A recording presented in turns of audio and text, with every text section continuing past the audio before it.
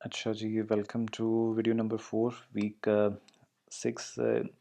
आज का जो हमारा लेक्चर है इसमें हमारे पास वीडियो की थोड़ी लेंथ इंक्रीज़ हो रही है। तो अभी हमारा we are almost in the half of the lecture, या हम 60% कवर कर चुके हैं। अच्छा, हम 3 टियर आर्किटेक्चर की हमने 3 लेयर्स हमने डिस्कस कर ली। हमने वेब टियर, प्रेजेंटेशन लेयर और डेटा टियर हम डिस्कस कर लिए। उसमें हमने देखा, हमें ये सबसे पहले तो ये समझ आई कि वो हैं क्या टियर्स, क्या काम है उनका, क्या रोल है। फिर हमने ये भी देखा उनकी इंफ्रास्ट्रक्चर रिक्वायरमेंट क्या है, उनकी बाकी रिसोर्सेज की रिक्वायरमेंट क्या है, नेटवर्क रिक्वायरमेंट क्या है, सिक्योरिटी रिक्वायरमेंट्स क्या हैं, और हमने डिफरेंट पॉइंट ऑफ व्यू से डिस्कस की। मकसद इनका ये था कि आपके माइंड में एक पिक्चर आ जाए कि आपने किस तरह एनालिसिस करनी है इन टीयर्स की, और ये क्या काम करती हैं वो तो आपको समझ आ गया। हमारे पास जो 3 टियर आर्किटेक्चर, ये एक्सपेंसिव हो सकता है अगर ये प्रॉपरली डिप्लॉय ना हो, ठीक है। जैसे हमारे पास सबसे इंपॉर्टेंट चीज़ कॉस्ट और टाइम हमारे पास ज़ाया होगी अगर हम इसको प्रॉपर्ली एनालाइज़ किए बगैर अप्लाई कर देते हैं। जैसे मैंने आपको कहा कि सिक्योरिटी आपका, या इन शॉर्ट हम इंफ्रास्ट्रक्चर रिक्वायरमेंट हमें सही क्लियर नहीं है, हमें हमें टाइप ऑफ डेटा के बारे में क्लियर नहीं है, हमारे पास हमने सर्विसेज क्या देनी है ये हमें क्लियर नहीं है। तो ये हमारे लिए बड़ा एक हमारी ऑर्गेनाइजेशन के लिए एक एक्सपेंसिव चीज़ हो जाएगी जिसको हमें हैंडल करना पड़ेगा। अच्छा, और साथ ही साथ हमारे पास दूसरा एक इशू ये होगा कि हमारी जो रिसो हम जो चीज़ करना चाह रहे हैं वो होगी नहीं। फॉर एग्ज़ाम्पल, यहाँ पर एक एग्ज़ाम्पल है कि अगर हमने ये तमाम चीज़ें प्रॉपर्ली एनालाइज़ नहीं की तो हमारी एप्लीकेशन की प्रोसेसिंग स्लो हो जाएगी, हमें डिले आएगा, या हमारे आउटकम सही नहीं आएंगे जो हम चाहते थे। तो इसमें हमने तमाम चीज़ों को फिर एनालाइज़ करके देखना है, जिसमें हमारे पास नेटवर्क भी आ जाएगा, सिक्योरिटी भी आ जाएगी, और हमारे पास सर्वर की रिक्वायरमेंट्स भी आ जाएंगी। हमारे पास जनरली ये देखा गया है कि हमारे पास 3 टियर क्लाइंट सर्वर आर्किटेक्चर जो है, इसने हमारे पास जो ऑर्गेनाइजेशन में है वो काफ़ी यूज़फुल रहा है।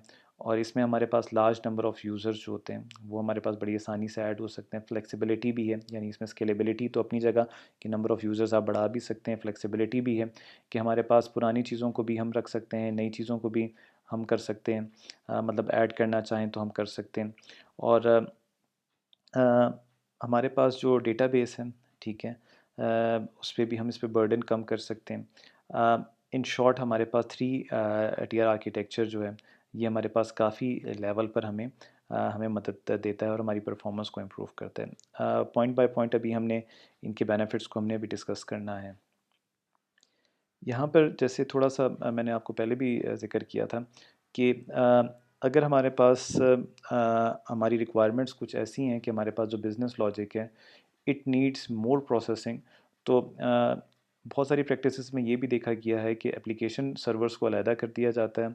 क्योंकि नॉर्मल प्रैक्टिसेस ये होती है कि आपने सिस्टम एडमिनिस्ट्रेशन में भी देखा होगा, या आपने अपने जो सिंपल वेब के प्रोजेक्ट्स किए होंगे उसमें भी देखा होगा कि आपका एक ही सर्वर तमाम काम करता होता है। लेकिन अगर आपके पास प्रोसेसिंग ज़्यादा है तो उसमें आप क्या करते हैं, आप एप्लीकेशन सर्वर्स को सेपरेट कर देते हैं, जिसमें होता ये है कि आपकी प्रोसेसिंग और एफिशिएंट हो जाती है। But again, separating server needs more money, ठीक है। ये आपके पास infrastructure requirement, in short money तो आपके पास चाहिए होगी। उसमें टेक्निकल एस्पेक्ट्स, तमाम चीज़ों की मैनेजमेंट, सिक्योरिटी वगैरह, ये सारी चीज़ें आपको इंश्योर करनी पड़ेंगी।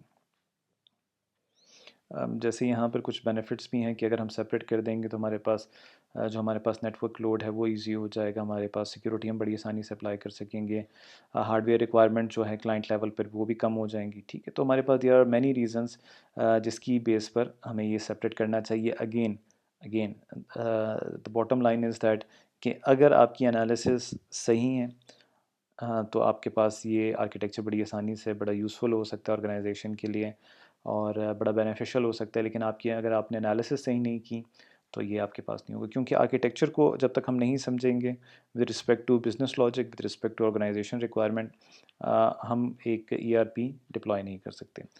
ठीक हो गया। अब यहाँ पर हमारे पास ये 3 टियर आर्किटेक्चर की कुछ बेनिफिट्स हैं, लिमिटेशंस हैं, ये हमने ज़रा देखनी है।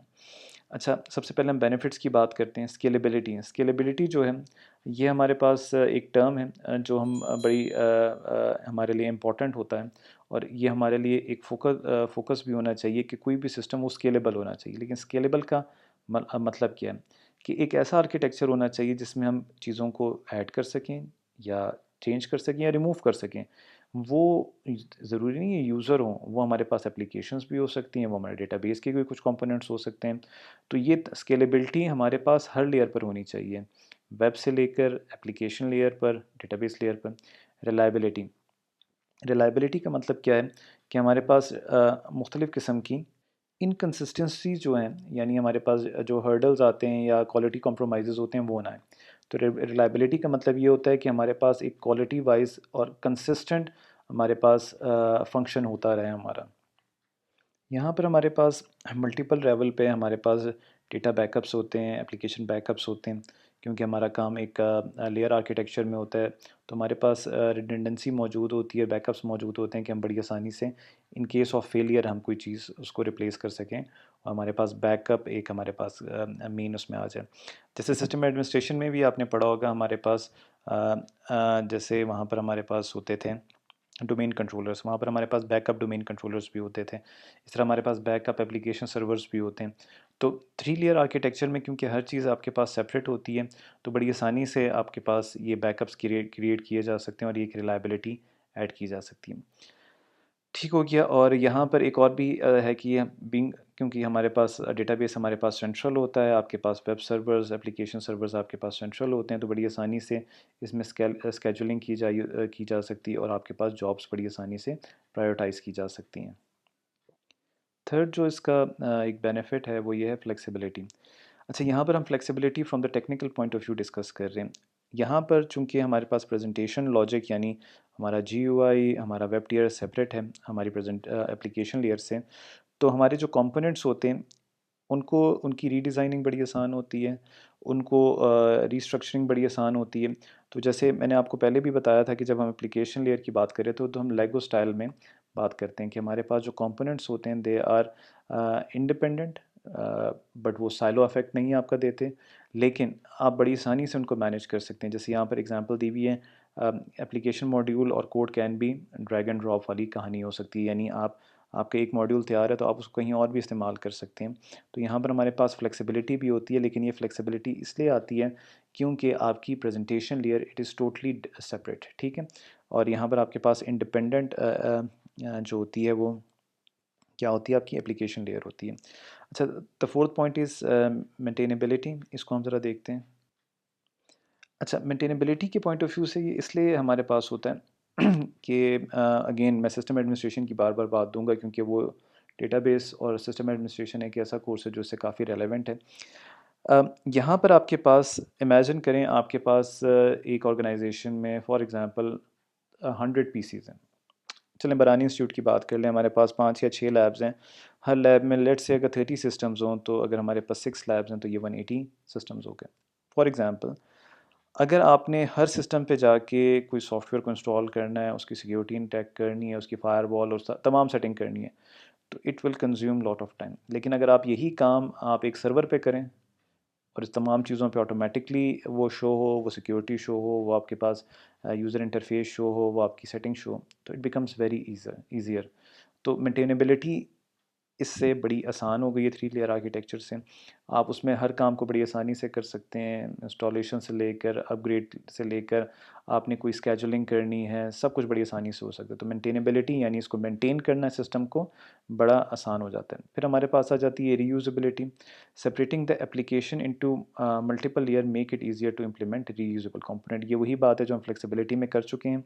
सिक्योरिटी हमारे पास क्या होती है, हमारे पास सिक्योरिटी जो है, क्योंकि जैसे हमने पहले भी डिस्कस किया था कि हमारे पास सिक्योरिटी, क्योंकि हर लेयर इंडिपेंडेंट है, ठीक है।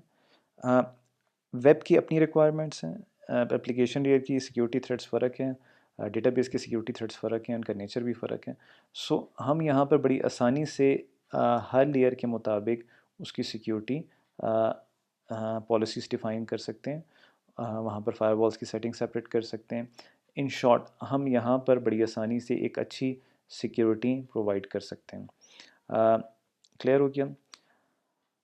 जैसे यहाँ पर लिखा हुआ है, आपका कंट्रोल ज़्यादा हो जाता है, क्योंकि आपकी पॉलिसी, आपकी इंट्रूजन डिटेक्शन सिस्टम की कॉन्फ़िगरेशन वगैरह हम IT स्टाफ करता है। तो ये आपके पास कुछ बेनिफिट्स हैं। अच्छा, ड्रॉबैक्स क्या हैं? इकोनॉमिक्स, ठीक है।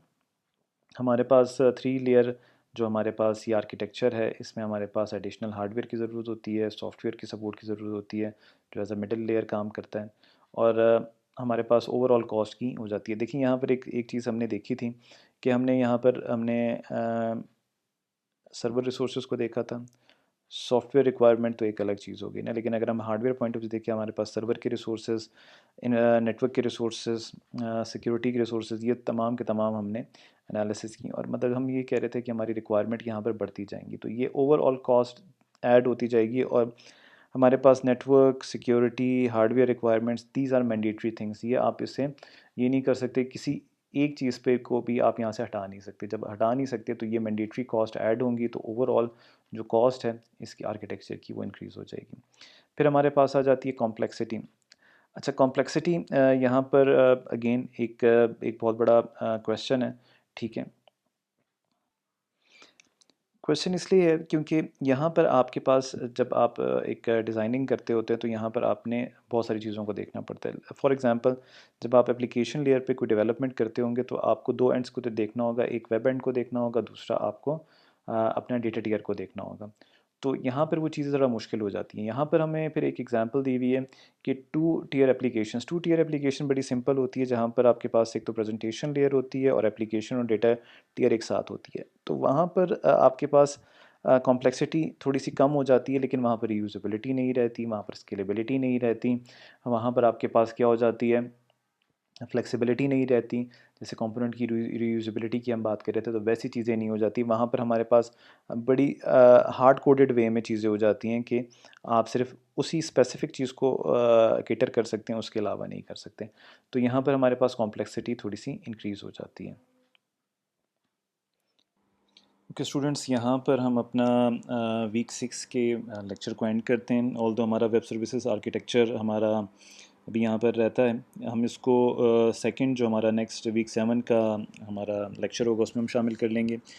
जाते हुए कुछ क्वेश्चंस आपसे जैसे हर लेक्चर के आखिर में होते हैं, तो थोड़ा बहुत आपके माइंड में ये क्लियर होना चाहिए कि हमारे पास जो ERP आर्किटेक्चर्स हैं, इनको पढ़ना क्यों ज़रूरी है, या माइंड में आपके बड़ा क्लियर इसका आंसर होना चाहिए। ठीक है, दूसरा जो हमने 3 लेयर आर्किटेक्चर पढ़ा है, इसमें हर लेयर का या हर टीयर का क्या रोल है। ठीक है, जब आप इन टीयर्स को एनालाइज करते हैं, तो आपने किन किन बातों का आपने ख्याल रखना है, और उनके क्या नुकसानात होंगे इम्प्लीमेंटेशन पॉइंट ऑफ व्यू से, और उनकी क्या इम्प्लीकेशंस होंगी ERP पे, ये आपने देखना है हर लेयर के पॉइंट ऑफ व्यू से। ठीक है, तो यहाँ पर हम अपना वीक 6 का लेक्चर नंबर 4 एंड करते हैं, और यहाँ पर अब अपना लेक्चर भी एंड करते हैं। Thank you.